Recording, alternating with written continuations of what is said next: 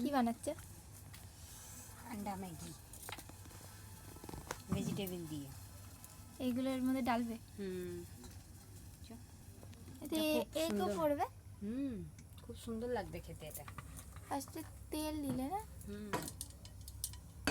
তেলটা দিলেই তো সুন্দর লাগবে। এবার ভেজিটেবলগুলো দিয়ে দেবো।